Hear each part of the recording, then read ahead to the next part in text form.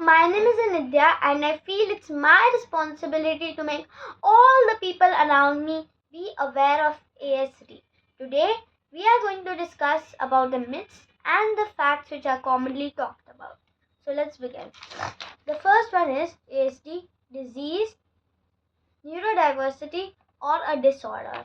Well, first of all, it's definitely not a disease because it's not acquired from the outside environment. No physiological changes are there in the person's lifetime, and it's not contagious at all. While it can be a neurodiversity or disorder. Why it's a disorder? Because their behavior might be different, their brain functioning might be also different. While it's a neurodiversity because they might have different abilities. Okay. The next one is the ASD rate increasing? Well, yes it is, but this is not necessarily due to people getting ASD. First reason is there is better diagnostic tools these days.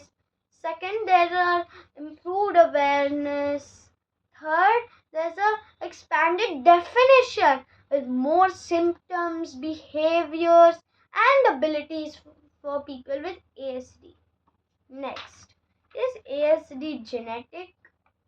Well, of course, genetics play a very important role in ASD. It can be genetic mutations, family history, etc. Okay, so in conclusion, genetics play a very important role. Next is, can adults be diagnosed with ASD? Of course, due to two reasons. First, lack of awareness during their generation.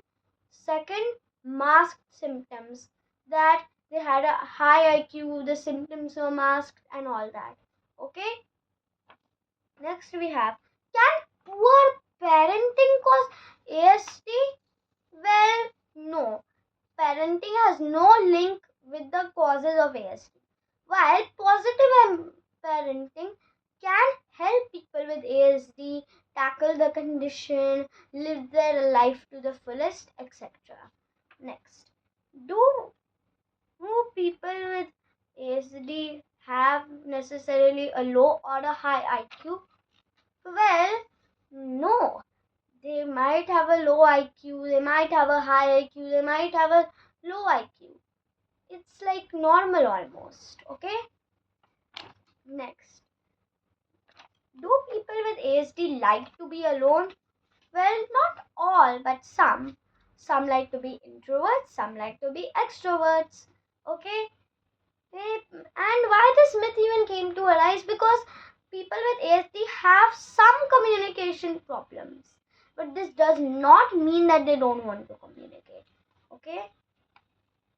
So, next is, are any specific diets available for ASD?